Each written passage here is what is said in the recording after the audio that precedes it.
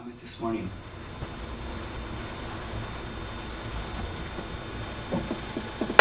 Close public comment.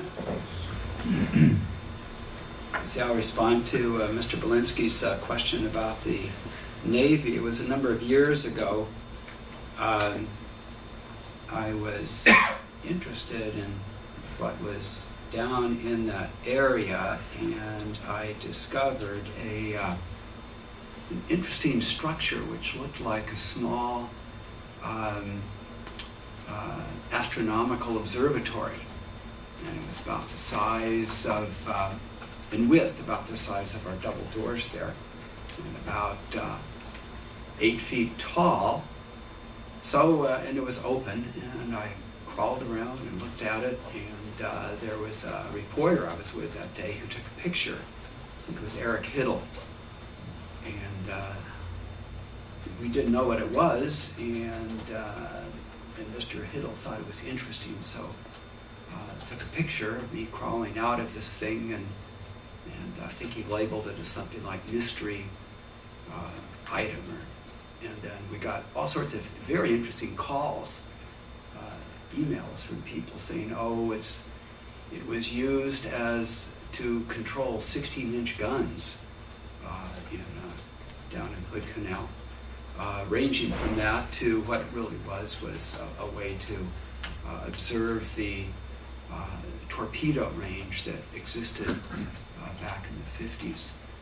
It was not an official visit, and there was no action or, I believe, any discussion on it, so you won't find anything in the minutes. And we don't maintain a file of old newspapers. However, I believe that the PDN has probably has I call it a morgue, I think, old newspaper morgue. And, so it was an interesting, visit down there. So that's my response to that. It's interesting, the comments on anarchy. I was reading an article in the New York Review of Books on the rise of anarchism in the United States, and how President McKinley was shot by an anarchist, and that led to having President Roosevelt as our president. And anarchism kind of fell by the wayside for a while, and it was the subject of cartoons.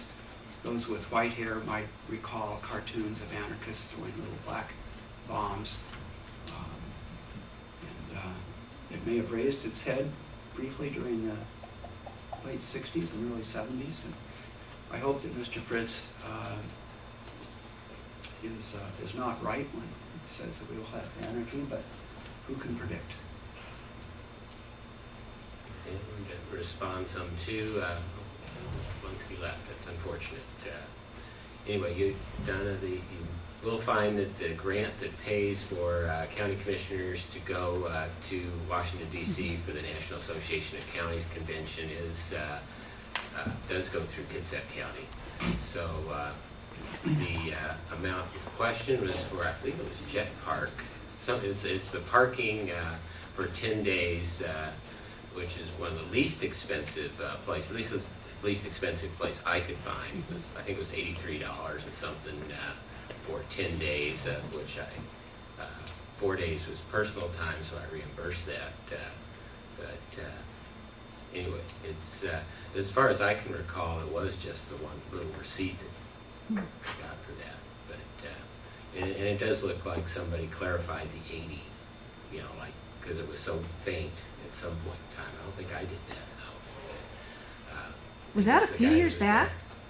Yeah, that was a couple of years ago. I think it was 2010. Okay. John, you went last year, right? Mm-hmm. Yeah. And I think it was the year before that. Mm-hmm. Okay. I remember that documentation. Yeah. So it's there. Oh, that was a long time ago. But I don't sorry, know if thought there's this an was extra invoice in addition to the receipt Okay. from there. But anyway, that helps. Okay.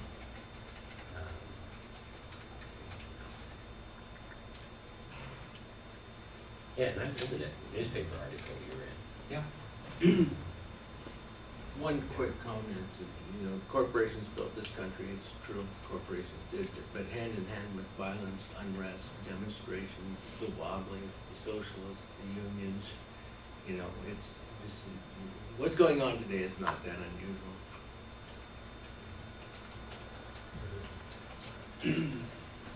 Any comments from our county administrator? No, I think commissioners have adequately addressed issues raised. One thing we'll do, look forward to reviewing with you the planning commission's letter Yeah. and having some discussion of that at some point. Be the one thing that we'll want to follow up on for sure. I noticed that I went to co-op this week and tremendous amount of the foods that were available were all locally grown. It's good to see that. We do have. Yes, please. Oh, I just was noticing that the cost allocation plan is on the consent agenda, and I didn't know if that's why. The auditor was here, if they wanted to say anything about that, explain it, or usually we don't do that with a consent Would you agenda. like to? You don't have to. You don't have to. You're welcome to. We saw it was on the consent agenda. We always like to keep going, and as soon as you approve that, then Amy can print those 2 pages that you sign, and we'll get it out to all the departments. So we're just anxious little beavers to Yeah. keep working. And also just would like to acknowledge the thorough job that Amy did in reviewing our methodology and make sure that we were following it correctly and making some corrections here and there. So thank you very much for your good work, Amy. You all have met Amy Campbell, our new chief accountant, right? Yes. Oh, yeah. Yes. She did an excellent job on it. As soon as you Thank sign you. it, then that's done. Less than a year, right? Pardon me? 6 Amy's months. Been here 6 months. Well, thank you, and with that, I'll move the consent agenda. Yeah, I'll second it. Moved and seconded that we adopt the consent agenda. All those in favor of the motion say aye. Aye. Unanimous. And we have the commissioners' briefing session. What's up and what was up.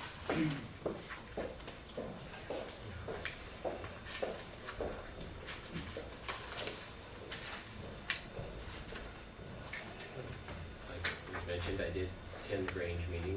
Lynn Kessler was there. She did a good presentation on how to be effective with your legislators, and gave some good advice. A lot of good ongoing conversations about the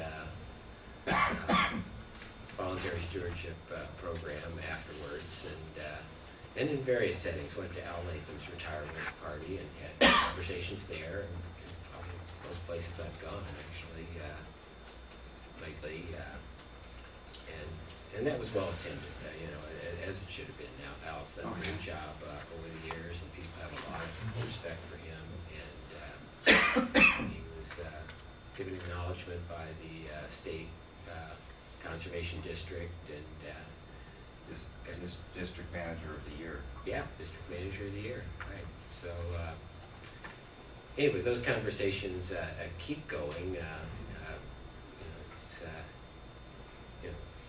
a lot of debate amongst people, like exactly how is this going to work out. A lot of people have the same questions I've got about the funding and what the differences are. So encourage people to keep thinking about that and talking about it.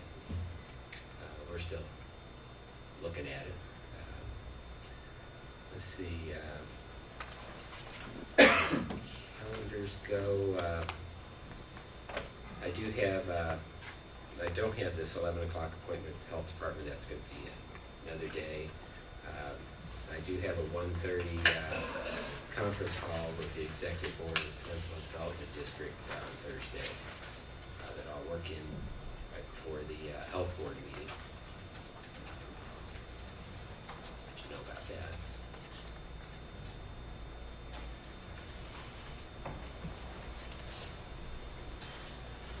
And you going to the tourism summit also, or?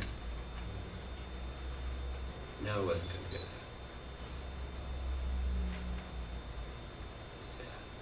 Sad. No, Phil's not going because of Hood Canal. Right, I'll be going to now coordinating council and Port Gamble this week rather than Silverdale, because there's a development being created by Pope Resources that we're going to be taking a look at.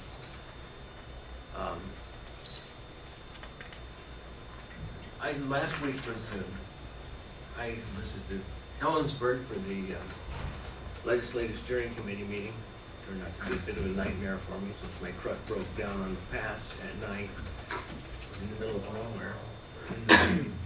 But anyway, I made it to the meeting, and I got a document about 7 pages long that I'm going to give you gentlemen and to Philip, which is basically suggestions by the governor, for the governor's budget, you know, and so that we can respond individually to that document. And there are some things that are really kind of confusing. One is shutting down a hatchery in Grace Harbor to save the state $265,000.